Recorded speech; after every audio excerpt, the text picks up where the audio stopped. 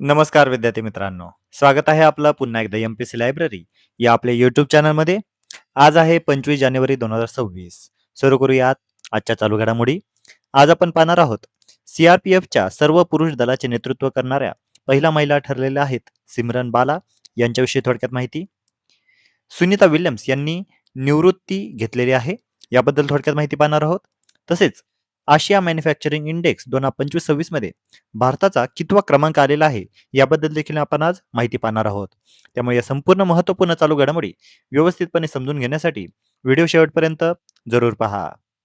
सुरू करूया कालच्या एका प्रश्नाने. काल व्हिडिओच्या शेवटी मी तुम्हाला एक प्रश्न विचारलेला होता.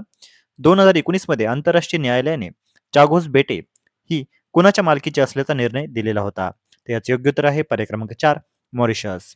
विद्यार्थी मित्रांनो, आपल्याला माहितच आहे की सध्या चागोस बेटे आणि त्यातील जे दियोगो गार्सिया हे प्रमुख बेट आहे हे सध्या चर्चेमध्ये आहे, कारण अमेरिकेचे राष्ट्राध्यक्ष डोनाल्ड ट्रम्प यांनी त्याच्यावर आपला दावा केलेला आहे. त्यामुळे या संपूर्ण महत्त्वपूर्ण चालू घडामोडी आहेत ज्या की आपल्याला आगामी काळामध्ये परीक्षेमध्ये विचारण्यात येऊ शकतात. आता आपण आजच्या दिनविशेषला सुरुवात करूया. आज आहे 25 जानेवारी. आजचा दिवस हा संपूर्ण भारतभरामध्ये राष्ट्रीय मतदार दिन म्हणून साजरा केला जातो. 2011 पासून या दिवसाची साजरा करण्याची सुरुवात झालेली आहे. कारण या दिवसाचं कारण म्हणजेच 25 जानेवारी 1950 या दिवशी कलम 324 अंतर्गत भारतीय निवडणूक आयोगाची स्थापना करण्यात आलेली होती. पहिले निवडणूक आयुक्त होते सुकुमार सेन. 25वे निवडणूक आयुक्त होते राजीव कुमार. तर सध्याचे 26वे निवडणूक आयुक्त आहेत ज्ञानेश कुमार. व्ही.एस. रामादेवी या भारताच्या पहिल्या महिला मुख्य निवडणूक आयुक्त होत्या. तसेच 25 जानेवारी हा दिवस राष्ट्रीय पर्यटन दिन म्हणून देखील साजरा केला जातो. 25 जानेवारी 1919 पहिले महायुद्ध संपल्यानंतर लीग ऑफ नेशन्सची आजच्या दिवशी स्थापना करण्यात आलेली होती. 25 जानेवारी 1971 हिमाचल प्रदेशला पूर्ण राज्याचा दर्जा आजच्या दिवशी प्राप्त मिळाला होता. भारताचे ते 18वे राज्य देखील बनलेले होते. 25 जानेवारी 1862 सेवा सदनच्या संस्थापिका व सामाजिक कार्यकर्त्या रमाबाई रानडे यांचा आज जन्मदिवस. तसेच 25 जानेवारी 1924 म्हणजेच आजच्याच दिवशी 1924 मध्ये त्यांचे निधन देखील झालेले होते. त्यामुळे या संपूर्ण महत्त्वाचे दिनविशेष आहेत. आगामी काळामध्ये आपल्याला कोणत्याही परीक्षेमध्ये कोणताही प्रश्न विचारण्यात येऊ शकतो. सरळ सरळ प्रश्न अशा विचारण्यात येईल की राष्ट्रीय मतदार दिन म्हणून कधी साजरा केला जातो, किंवा राष्ट्रीय पर्यटन दिन कधी साजरा केला जातो, किंवा हिस्ट्री या घटकामध्ये आपल्याला रमाबाई रानडे यांचा जन्मदिवस असेल किंवा निधन याबद्दलचा देखील विचारण्यात येऊ शकतो.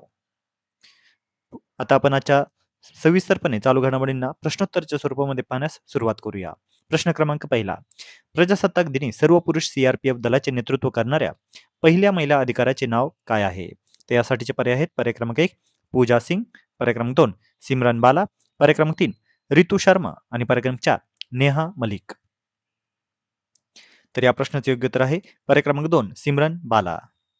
सीआरपीएफच्या सर्व पुरुष दलाचे नेतृत्व या आता सिमरन बाला या करणार आहेत. प्रजासत्ताक दिनी 26 वर्षीय सिमरन बाला यांनी सीआरपीएफच्या सर्व पुरुष दलाचे नेतृत्व करणार आहेत. त्यांचं पद आहे सहाय्यक कमांडंट सीआरपीएफ. त्यांचं वय 26 वर्ष आहे. त्या मूळच्या नौशेरा राजौरी जम्मू व काश्मीर इथल्या आहेत. प्रजासत्ताक दिन परेडमध्ये पहिल्यांदाच महिला अधिकारी 140 पेक्षा पुरुष जवानांच्या दलाचे नेतृत्व करणार आहेत. ठिकाण असणार आहे कर्तव्यपथ दिल्ली. विशेष बाब म्हणजे राजौरी जिल्ह्यातील पहिल्या महिला सीआरपीएफ त्या अधिकारी होत्या आणि आता त्यांना हे सर्व पुरुष दलाचे नेतृत्व करण्याची संधी मिळालेली आहे. पुढचा प्रश्न. सुनीता विल्यम्स यांनी अंतराळामध्ये एकूण किती दिवस घालवलेले आहेत? त्यासाठीचे पर्याय आहेत पर्याय क्रमांक 1 502 दिवस, पर्याय क्रमांक 2 560 दिवस, पर्याय क्रमांक 3 608 दिवस आणि पर्याय क्रमांक 4 650 दिवस. तर या प्रश्नाचे योग्य उत्तर आहे पर्याय क्रमांक 3 608 दिवस. सुनीता विल्यम्स यांनी नुकतीच आपली निवृत्ती जाहीर केलेली आहे. त्यांचा जन्म 19 सप्टेंबर 1965 या दिवशी युरेका कॅलिफोर्निया अमेरिका या ठिकाणी झालेला होता. त्यांच्या वडिलांचं नाव आहे डॉक्टर दीपक पांड्या. ते भारतीय वंशाचे होते. त्यांचं वय आता सध्या आहे 60 वर्ष. 1998 मध्ये नासा अंतराळवीर म्हणून त्यांची निवड झालेली होती. अगोदर अमेरिकन नौदलामध्ये त्या कार्यरत होत्या. त्यांनी एकूण 27 वर्ष सेवा केलेली आहे. एकूण अंतराळातील त्यांचा वेळ आहे 608 दिवस. त्यांनी 3 अंतराळ मोहिमे केलेल्या आहेत. STS-116, एक्सपेडिशन 14/15 आणि एक्सपेडिशन 32/33. त्यांनी स्पेसवॉक हा 9 वेळा केलेला आहे. 62 तास 6 मिनिटे हा त्यांचा एकंदरीत स्पेसवॉकचा कालावधी राहिलेला आहे, जो महिलांमधील एक रेकॉर्ड मानला जातो. 2007 मध्ये ISS वरून बोस्टन मॅरेथॉन त्यांनी पूर्ण केलेली होती. अंतराळातून मॅरेथॉन धावणारी त्या पहिल्या व्यक्ती ठरलेल्या आहेत. त्यांना मिळालेले काही पुरस्कार जाणून घेऊया. त्यांना 2008 मध्ये पद्मभूषण पुरस्काराने सन्मानित करण्यात आलेले होते. तसेच 2 वेळा नासा स्पेस फ्लाइट मेडल, सहारा इंडिया लाईफटाईम अचीव्हमेंट अवॉर्ड, भारतीय अमेरिकन हेरिटेज अवॉर्ड, 2011 मध्ये अंतराळ संशोधनातील गुणवत्तेसाठी पदक देखील त्यांना रशिया मार्फत मिळालेले होते. 2024 मध्ये त्यांना BBC 100 महिलांमध्ये त्यांचा समावेश करण्यात आलेला होता आणि कल्पना चावला यांच्यानंतर अंतराळात जाणाऱ्या त्या भारतीय वंशाच्या दुसऱ्याच अमेरिकन अंतराळवीर ठरल्या होत्या. पुढचा प्रश्न, लोकायन 26 ही भारतीय नौदलाची समुद्री मोहीम किती कालावधीची आहे? तर यासाठीचे पर्याय आहेत: पर्याय क्रमांक 1 6 महिने, पर्याय क्रमांक 2 8 महिने, पर्याय क्रमांक 3 10 महिने आणि पर्याय क्रमांक 4 12 महिने. तर या प्रश्नाचे योग्य उत्तर आहे पर्याय क्रमांक 3 10 महिने. भारतीय नौदलाची लोकायन 26 ही समुद्री मोहीम ही आता नुकतीच पार पडत आहे. यासाठी वापरलेलं जहाज आहे INS सुदर्शिनी. ठिकाण होतं कोची नौसेना तळ, केरळमधून याची सुरुवात झालेली होती. लोकायन 26 ही काय आहे? तर ही एक 10 महिन्यांची समुद्र यात्रा आहे. याचा उद्देश हा भारताचा सागरी वारसा जगासमोर मांडणे, वसुदैव कुटुंबकम ही भारताची संकल्पना दाखवणे हा आहे. मोहिमेचे एकूण अंतर आहे 22,000 नॉटिकल माईल म्हणजे सुमारे 40,740 किलोमीटर. भेट देणार आहेत 13 देशांतील 18 बंदराला हे नौदलाचं हे लोकायन 26. युरोप, आफ्रिका, आशिया, ऑस्ट्रेलिया आणि अमेरिका खंडातील बंदर यामध्ये समाविष्ट आहेत. INS सुदर्शिनीबद्दल थोडक्यात माहिती पाहूया. मुख्य सहभागी होणार आहे यामध्ये फ्रान्स आणि अमेरिका. फ्रान्सच्या एक्सकेल ए सेट आणि अमेरिकेच्या सेल 250 आंतरराष्ट्रीय परेडमध्ये हे सहभागी झालेले आहे. भारतीय नौदलाची स्वदेशी बनावटीची ही प्रशिक्षण जहाज आहे. या जहाजाची लांबी आहे 54 मीटर, तर 20 पाल यामध्ये आहेत. जहाज गोवा शिपयार्ड लिमिटेडने बांधलेले आहे. लक्षात घ्या, नाव आपल्याला गरजेचं आहे INS सुदर्शिनी. तसेच या संपूर्ण समुद्री मोहिमेचं नाव आहे लोकायन 26. पुढचा प्रश्न, एशिया मॅन्युफॅक्चरिंग इंडेक्स 2025-26 मध्ये भारताचा क्रमांक कितवा आहे? तर यासाठीचे पर्याय आहेत पर्याय क्रमांक 1 चौथा, पर्याय क्रमांक 2 पाचवा, पर्याय क्रमांक 3 सहावा आणि पर्याय क्रमांक 4 सातवा. तर या प्रश्नाचे योग्य उत्तर आहे पर्याय क्रमांक 3 सहावा.